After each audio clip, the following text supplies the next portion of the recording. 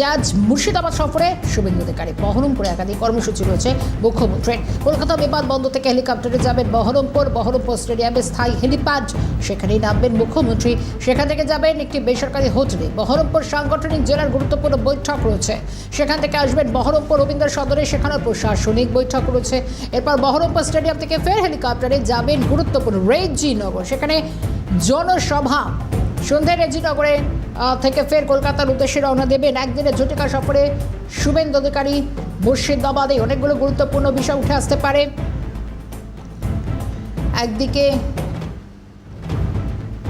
বহরমপুরে একাধিক কর্মসূচি রয়েছে, প্রশাসনিক বৈঠক রয়েছে, সাংগঠনিক বৈঠক রয়েছেন।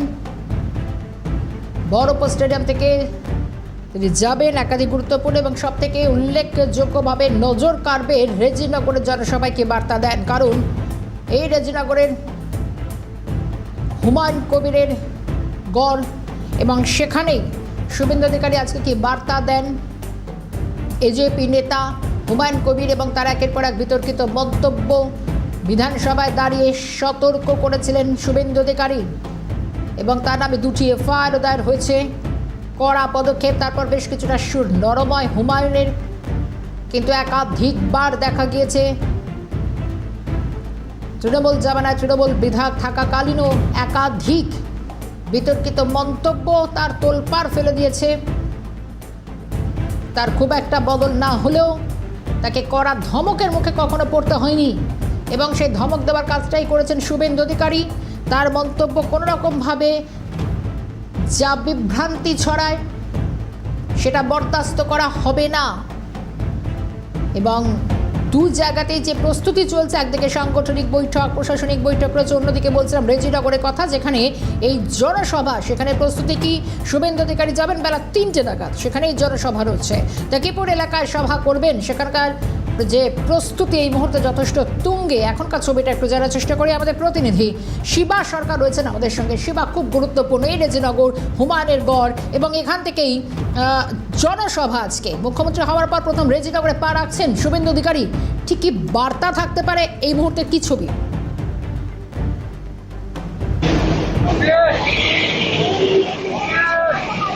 দেখো, একদমই তাই। মুর্শিদাবাদের রেজিনগরে মুখ্যমন্ত্রী শুভেন্দু অধিকারী মুখ্যমন্ত্রী হওয়ার পর এই প্রথম মুর্শিদাবাদে পা রাখবেন এবং রেজিনগরে, যেটা হুমায়ুন কবিরের ঘর বলে পরিচিত, সেইখানেই জনসভা করবেন এবং এই জনসভাকে পুরো পুলিশের যে নিরাপত্তা করা রয়েছে এবং চারিদিকে পুরো আটর নিরাপত্তা রয়েছে। এবং আমি যে জায়গায় দাঁড়িয়ে রয়েছি, এই রাস্তা দিয়ে, এই প্রধান গেট দিয়ে কিন্তু শুভেন্দু অধিকারী, মুখ্যমন্ত্রী শুভেন্দু অধিকারী ভিতরে যাবেন এবং পাশেই মঞ্চ করা হয়েছে।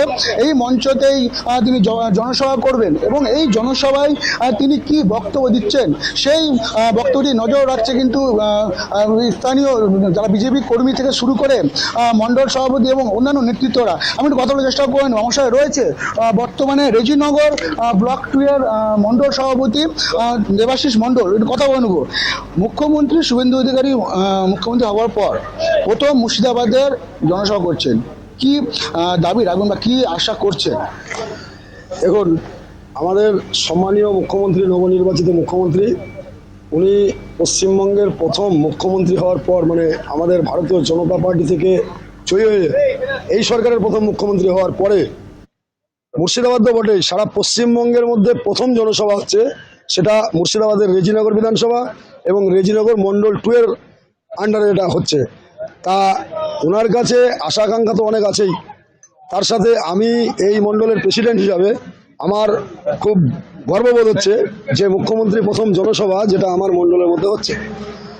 এবার মুখ্যমন্ত্রীর কাছে আমাদের যেটা দাবি কিংবা আশা, আমাদের দাবি হচ্ছে প্রান্তিক কৃষক চাষি যারা আছেন, এখানে চাষ অধ্যুষিত এলাকা, মেনলি দুটো জিনিসের চাষটা বেশি। এখানে পেঁয়াজের একটা চাষ আছে, যেটা যার কথা এখনো পর্যন্ত কেউ বলেনি, সেটা আমি মণ্ডল সভাপতি হিসাবে বন্ডা আপনাদের মিডিয়ার মাধ্যমে মুখ্যমন্ত্রীর কাছে একটা মেসেজ পাঠাতে চাই। মুখ্যমন্ত্রী যদি এত অঞ্চলের, মানে রেজিনগর এবং নওদা, এই বিস্তীর্ণ অঞ্চল জুড়ে মানে প্রচুর পরিমাণে পেঁয়াজের চাষ হয়, তো চাষিরা সেই পেঁয়াজ বিক্রি করতে গিয়ে অনেক ক্ষতির সম্মুখীন হন। দেখা যাচ্ছে যখন পেঁয়াজটা উঠছে তখন দাম নেই, 10-20 দিন রাখতে গেলে সেটা পচে যাচ্ছে, নষ্ট হয়ে যাচ্ছে, তারপরে সেটা বাছাই কুচাই করে বেচতে গিয়ে চাষিদের অনেক ক্ষয়ক্ষতি হচ্ছে। তো মুখ্যমন্ত্রীর কাছে আমরা একটা দাবি রাখবো যে আমাদের চাষিদের দিকে তাকিয়ে যদি পেঁয়াজের বিষয়ে যদি কিছু একটা করা যায়, কেননা আমরা ইঞ্জিনিয়ার নই কিংবা আমরা ডাইরেক্টর নই যে আমরা বলে দেবো যে কী করা যায়। ওনাদের যে দপ্তর আছে সেই দপ্তর নিশ্চয় ভাববে যে পেঁয়াজের জন্য কোনো একটা কিছু যদি করা যায় সেটা চাষিদের অনেক উপকৃত হবে, চাষিরা অনেক উপকৃত হবে। দ্বিতীয় নম্বর হচ্ছে আমাদের এখানে পাট শিল্প আছে, পাট আছে কিন্তু শিল্প নেই। অত্যাধিক পরিমাণে পাটের চাষ হয় চাষিদের, এবং সেই পাটের জন্য যদি শিল্প করা যায়, শিল্পের জন্য আমাদের পর্যাপ্ত জমিও আছে। রেজিনগরে একটা শিল্প তালুক আছে, প্রায় 300 একর সম্পত্তির উপরে সেই শিল্প তালুক। সম্মানীয় বুদ্ধদেব ভট্টাচার্য, স্বর্গীয় বুদ্ধদেব শিবাকে ভট্টাচার্য, সঙ্গে থাকার কথা বলি। শিবা একটু সঙ্গে থাকো, কারণ রেজিনগরের দিকে বিশেষ করে নজর থাকবে, রাজনৈতিক মহলেরও নজর রয়েছে। কিন্তু এই মুহূর্তে আরও একটি আপডেট আমরা পাচ্ছি যে নবাবের শহরের উদ্দেশ্যে একদিকে মুখ্যমন্ত্রী শুভেন্দু অধিকারী তিনি রওনা তো হচ্ছেন, কিন্তু প্রাকৃতিক দুর্যোগের কারণে আকাশ পথের পরিবর্তে সড়ক পথে মুর্শিদাবাদ যাচ্ছেন মুখ্যমন্ত্রী। সকাল 11:30 নাগাদ 12 নম্বর জাতীয় সড়ক ধরে হরিণঘাটার বিরোহী মোড় পার করে মুখ্যমন্ত্রী কনভয় আপাতভাবে এগিয়ে গিয়েছে। আপডেট জানবো, সুবীর দাস রয়েছেন আমাদের প্রতিনিধি। সুবীর, শেষ মুহূর্তে সফর সূচিতে বদল। দেখো, এমনটাই যেটা জানা গেল যে মুর্শিদাবাদ যাচ্ছে মুখ্যমন্ত্রী শুভেন্দু অধিকারী। প্রাকৃতিক দুর্যোগের কারণে তিনি কিন্তু সড়ক পথে যাচ্ছেন না, তিনি কিন্তু সড়ক পথে যাচ্ছেন, আকাশ পথে যাচ্ছেন না। ফলে দেখা গেল যে হরিণঘাটা 12 নম্বর জাতীয় সড়ক দিয়ে যখন যাচ্ছে, হরিণঘাটা বিরোহী মোড় দিয়ে একদম বিরোহী যে ট্রাফিক সিগন্যাল রয়েছে সেখান থেকে কিন্তু তার কনভয় কিন্তু ক্রস করবে। যেই ছবি কিন্তু সরাসরি আমরা একদম দেখতে পেলাম যে মুখ্যমন্ত্রী কনভয় কিন্তু সেই পথ দিয়ে যাচ্ছে, অর্থাৎ যে মুর্শিদাবাদ যাওয়ার পথে তিনি আকাশ পথে যাওয়ার কথা ছিল, আজকে প্রাকৃতিক দুর্যোগের কারণে কিন্তু সেটি সম্ভব হয়নি। ফলে সড়ক পথেই 12 নম্বর জাতীয় সড়ক ধরে মুখ্যমন্ত্রী শুভেন্দু অধিকারী মুর্শিদাবাদ উদ্দেশ্যে রওনা দিয়েছে। কিছু সময় আগে হরিণঘাটার বিরোহী থেকে তিনি কিন্তু তার কনভয় ক্রস করলো বা পাস করলো, সেই চিত্র কিন্তু আমরা দেখালাম। ধন্যবাদ সুবীর। সুবীরের থেকে যে আপডেট আমরা পেলাম এখনো পর্যন্ত জানিয়ে রাখবো, কারণ আকাশ পথে নয়, কারণ অত্যন্ত খারাপ পরিস্থিতি রয়েছে আবহাওয়ার এবং দুর্যোগপূর্ণ ওয়েদার, তার জন্য সফরসূচিতে কিছুটা কাটছাট এবং সড়ক পথে রওনা শুভেন্দু অধিকারী। শিবা রয়েছেন আমার সঙ্গে, শিবার কাছে আরও একবার ফিরবো। শিবা, যেরকম জানা যাচ্ছে যে প্রাকৃতিক দুর্যোগের কারণে সড়ক পথে শুভেন্দু অধিকারী রওনা দিয়েছেন, এবং রেজিনগরের সভার এখনো পর্যন্ত কি কি প্রস্তুতি নজরে আসছে?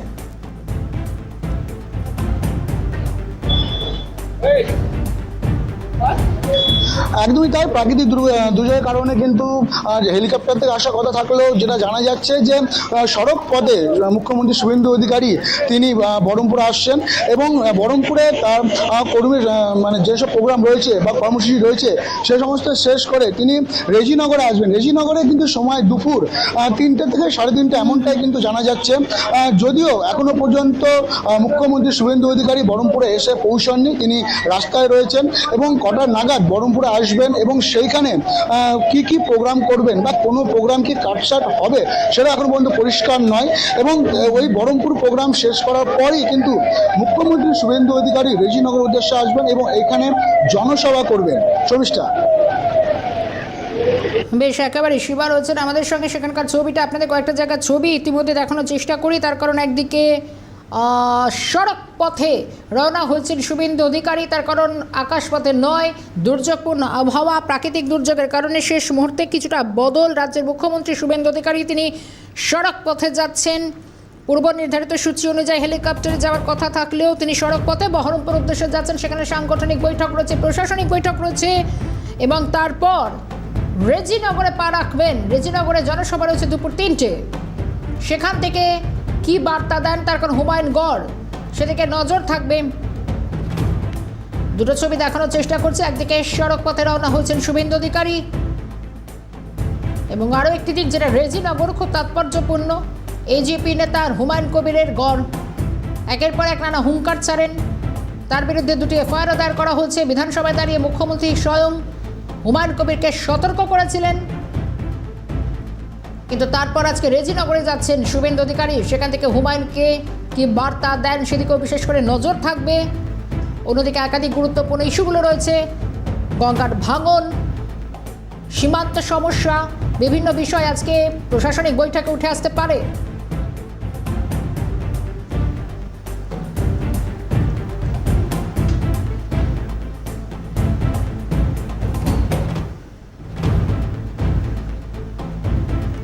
দুটো ছবি, একদিকে শুভেন্দু অধিকারী কনভয় সড়ক পথে রওনা হচ্ছেন মুর্শিদাবাদের দিকে, একদিকে ঝটিকা সফর, সাংগঠনিক বৈঠক, প্রশাসনিক বৈঠক, জনসভাও রয়েছে শুভেন্দু অধিকারীর। দুর্যোগপূর্ণ আবহাওয়া, তার কারণে আকাশপথের বদলে সড়কপথেই যেতে হচ্ছে এবং রেজিনগরের দিকে নজর, আমাদের দুটো দিকেই নজর থাকবে। একদিকে শিবা সরকার রয়েছেন আমাদের প্রতিনিধি রেজিনগরের জনসভা স্থল, সেখানকার প্রস্তুতি, দলীয় কর্মীরা তারাও বক্তব্য জানাচ্ছিলেন, একের পর এক নানান দাবিগুলো থাকবে, কি বার্তা থাকে। অন্যদিকে বহরমপুরে সাংগঠনিক বৈঠক, প্রশাসনিক বৈঠক দুই রয়েছে। আমাদের দুটো ছবি, আমাদের দুই প্রতিনিধি রয়েছেন। বহরমপুর থেকে রয়েছেন আমাদের প্রতিনিধি শান্তন ভট্টাচার্য। আমি শিবাসকে সঙ্গে রেখে আমি শান্তনের কাছে একটু জানার চেষ্টা করব। শান্তন, ইতিমধ্যে প্রাকৃতিক দুর্যোগের কারণে সড়ক পথে শুভেন্দু অধিকারী যাচ্ছেন মুর্শিদাবাদ, সাংগঠনিক বৈঠক, প্রশাসনিক বৈঠক সারবে। কি কি বিষয়গুলো আজকের এই বৈঠকে উঠে আসতে পারে শান্তন?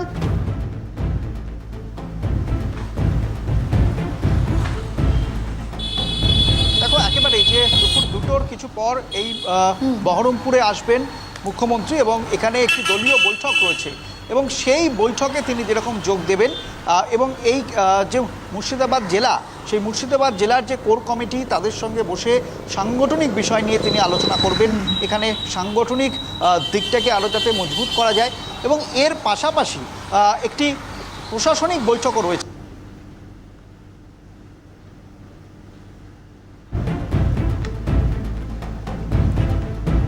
শুভেন্দু অধিকারী এর আগে মালদাতে এই মুর্শিদাবাদে আসছেন মুখ্যমন্ত্রী শুভেন্দু অধিকারী। এর আগে মালদাতে বিভিন্ন জেলাকে নিয়ে তিনি বৈঠক করেছিলেন এবং মালদাতে মুর্শিদাবাদকে নিয়েও বৈঠক হয়েছিল। কিন্তু আজকে মুর্শিদাবাদের মাটিতে বহরমপুরে প্রথমবার মুখ্যমন্ত্রী হওয়ার পর তিনি আসবেন। আর কিছুক্ষণের মধ্যেই তিনি যখন আসবেন তারপর প্রশাসনিক বৈঠক হবে। এখানে মূলত যে সমস্যাগুলো রয়েছে, কারণ বর্ষার সময় নদী ভাঙন একটা বড় সমস্যা। মালদার বৈঠক থেকে তিনি বেশ কিছু এই নদী ভাঙন নিয়ে তিনি কিন্তু কেন্দ্রের কাছে দরবার করার কথা বলেছিলেন, যে কেন্দ্রীয় যে প্রকল্পগুলো রয়েছে সেই প্রকল্পের আওতায় যে টাকা আসে সেগুলোকে নিয়ে গঙ্গা ভাঙন রোধে যে কাজ, সেই কাজ কিন্তু করতে হবে এবং সেক্ষেত্রে দাঁড়িয়ে সেই কাজ কতটা এগোলো। এবং এর পাশাপাশি এই মুর্শিদাবাদে যে বর্ডার এরিয়া রয়েছে, কারণ আমরা জানি বাংলাদেশের সঙ্গে একটা বড় অংশের বর্ডার কিন্তু এই মুর্শিদাবাদে রয়েছে, সেই জায়গায় দাঁড়িয়ে এই বর্ডারে জমি দেওয়ার কাজ বিএসএফকে শুরু করে দিয়েছে রাজ্য সরকার। এবং গতবারের যে বৈঠক হয়েছিল সেখানে বলা হয়েছে বিএসএফের সঙ্গে একসঙ্গে কিন্তু কাজ করতে হবে, সমন্বয় রেখে কাজ করতে হবে এবং সেই কাজ ইতিমধ্যেই চালু হয়েছে। রাজ্য পুলিশ আলাদা করে তারা ওয়াচ টাওয়ার করছে, বিভিন্ন ক্যামেরার মাধ্যমে, অত্যাধুনিক যন্ত্রের মাধ্যমে তারা নজরদারি চালাবে। অনুপ্রবেশ রোখাটাই একমাত্র কিন্তু লক্ষ্য। এবং খুব গুরুত্বপূর্ণ বিষয়, 1 আগস্ট থেকে যে জনগণনার কাজ হবে তার আগেই এই অনুপ্রবেশকে 100% যাতে বন্ধ করা যায় এবং যাদেরকে ইতিমধ্যেই গ্রেপ্তার করা হয়েছে বা আটক করা হয়েছিল তাদেরকে যাতে বাংলাদেশে পাঠানো যায় সেই ব্যবস্থা কিন্তু করা হচ্ছে রাজ্যের তরফ থেকে। তার অগ্রগতি কতটা তা নিয়েও আজকে বৈঠকে আলোচনা রয়েছে। এবং মুর্শিদাবাদের যে একাধিক সমস্যার কথা মালদার বৈঠকে উঠে এসেছিল, রাস্তা থেকে শুরু করে বিড়ি শ্রমিকদের যে সমস্যা রয়েছে, এছাড়াও শ্রমিকদের যে সমস্যা রয়েছে, সেগুলোকে যে সমাধান করার কথা বলা হয়েছিল সেটা কতটা হলো তা নিয়ে রিভিউ মিটিং তিনি করবেন। অর্থাৎ জেলার যারা আধিকারিক রয়েছেন তাদের সঙ্গে কিন্তু তিনি আজকে যে এই জেলায় কী কী কাজ হলো তার খতিয়ান যেমন নেবেন এবং আগামী দিনে কি কাজ করতে হবে তার রূপরেখাও বেঁধে দেবেন। মুখ্যমন্ত্রী প্রথম আসছেন বহরমপুরে এই প্রশাসনিক বৈঠকে মুখ্যমন্ত্রী হওয়ার পর এবং এই বৈঠক ঘিরে কিন্তু ইতিমধ্যে যে প্রস্তুতি জেলা প্রশাসনের তরফ থেকে সেটা কিন্তু একেবারে শেষ হয়ে গিয়েছে। এবং এই বৈঠকের পর তিনি রেজিনগর যাবেন। রেজিনগরে তিনি একটি রাজনৈতিক কর্মসূচিতে যোগ দেবেন, রাজনৈতিক সভাতে তিনি যোগ দেবেন। এই রেজিনগরের মাটি মনে রাখতে হবে যে হুমায়ুন কবির এখানকার কিন্তু বিধায়ক। এই হুমায়ুন কবির কিছুদিন আগেই যে বক্তব্য রেখেছিলেন তার প্রেক্ষিতে দুটো মামলা হয়েছে। এখান থেকে একটা বিষয় একটু জানার চেষ্টা করি, তার কারণ যে পয়েন্টগুলো উঠে আসছে, কারণ একদিকে রেজিনগরে যাবেন, হুমায়ুন কবিরের উদ্দেশ্যে কি বার্তা দেন সেদিকে নজর, প্রশাসনিক বৈঠক, সাংগঠনিক বৈঠক, তুমি যেটা বলে যে সীমান্ত সমস্যা, সব থেকে বেশি হোল্ডিং সেন্টার মুর্শিদাবাদ, একেবারে সেই দিকগুলোকে মাথায় রেখে ঠিক ক্ষমতায় আসার সরকার করা 2 মাসের মাথায় মুর্শিদাবাদে পা রাখা গুরুত্বপূর্ণ প্রত্যেকটা এই কেন্দ্রগুলোকে ভিত্তি করে এই বৈঠক সব মিলিয়ে কতটা তাৎপর্য রাখে?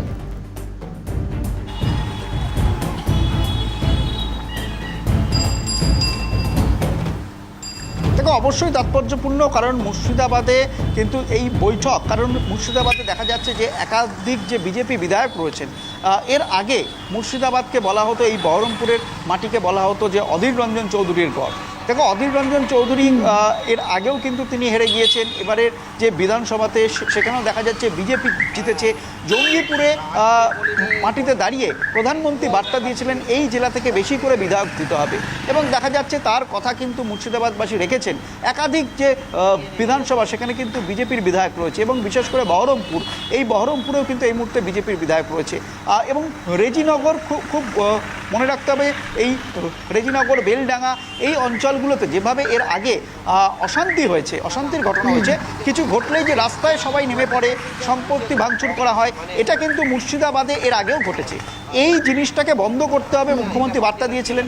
আজকে রেজিনগরের মাটিতে দাঁড়িয়ে, পাশাপাশি কিন্তু এই বহরমপুরের মাটিতে দাঁড়িয়ে আজকে যে একাধিক বৈঠক রয়েছে, সেই বৈঠক থেকে এই বার্তাই কার্যত পুলিশকে মুখ্যমন্ত্রী দিতে চলেছেন যে যা ঘটে গেছে সেটা অতীত, এই জেলাতে আর কিছু হলেই রাস্তায় নেমে ভাঙচুর, অবরোধ এগুলো কিন্তু আর চলবে না, পুলিশকে অ্যাক্টিভ থাকতে হবে। মালদার বৈঠকে কিন্তু এই রেজিনগরের প্রসঙ্গ উঠেছিল যে রেজিনগরে যে ভাঙচুরের ঘটনা, এগুলো কিন্তু বরদাস্ত করা হবে না। আজকে যখন তিনি একেবারে শান্তন, একদিকে রেজিনগরের সবার প্রস্তুতি চলছে, প্রশাসনিক সবার প্রস্তুতি চলছে, অন্যদিকে আমাদের সঙ্গে এই মুহূর্তে যোগ দিয়েছেন আমাদের অপর প্রতিনিধি, যেখানে প্রশাসনিক বৈঠক রয়েছে, মৃন্ময় গোস্বামী আমাদের সঙ্গে যোগ দিয়েছেন। মৃন্ময়, তোমাকে সঙ্গে রেখে সায়ন্তনকে আপাতভাবে এই প্রথমবার নবাবের শহরে পা রাখছেন মুখ্যমন্ত্রী শুভেন্দু অধিকারী। মুর্শিদাবাদে আজকে একাধিক কর্মসূচি রয়েছে, বহরমপুর রবীন্দ্র সদন মঞ্চে সার্বিক প্রশাসনিক বৈঠক, রেজিনগরে, অন্যদিকে তার আগে সড়ক পথে রওনা দিয়েছেন মুখ্যমন্ত্রী শুভেন্দু অধিকারী। তার কারণ দুর্যোগপূর্ণ আবহাওয়ার কারণে আকাশ পথে আজকে হচ্ছে না, হেলিকপ্টারে নয়, বরং সড়ক পথেই কনভয় এগোচ্ছে।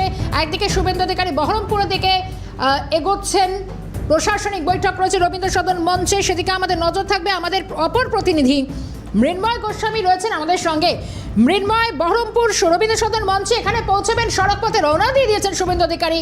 মুখ্যমন্ত্রী হওয়ার পর প্রথম মুর্শিদাবাদে যাচ্ছেন, একাধিক সূচি রয়েছে। মৃন্ময়,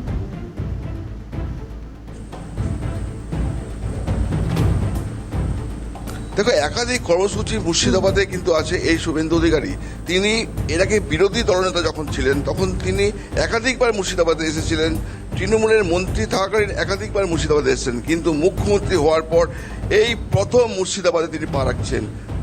তার উদ্দেশ্য, তার যাত্রা ছিল কিন্তু হেলিকপ্টারে, কিন্তু পরিবেশ এতটা খারাপ হয়ে গেছে তার জন্য তিনি সড়ক পথে তিনি এই মুর্শিদাবাদে আসছেন। আমি এখন যেখানে আছি সেটা হচ্ছে রবীন্দ্র সদন, এখানে প্রশাসনিক তিনি বৈঠক করবেন।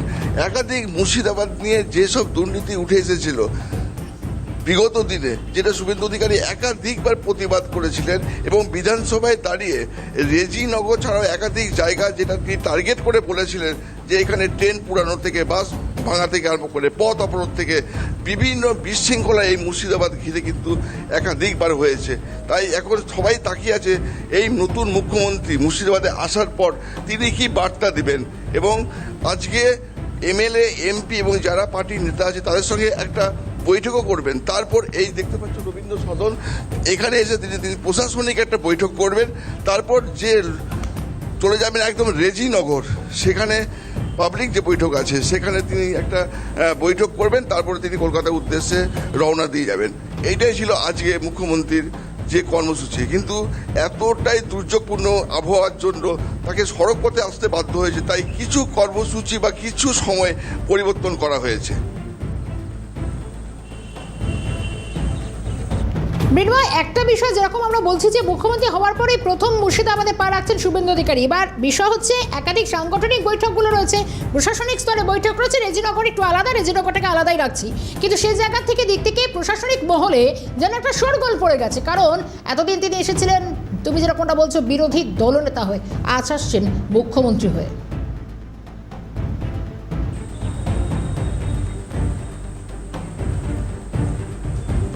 একদম ঠিকই বলেছ, এর আগে তিনি বিরোধী দলনেতা হিসাবে এই মুর্শিদাবাদে একাধিকবার পা দিয়েছেন, এবং শুধু মুর্শিদাবাদ না, গোটা পশ্চিমবাংলার বিভিন্ন অলিগলি এই শুভেন্দু অধিকারী কিন্তু পরিচিত একটা জায়গা।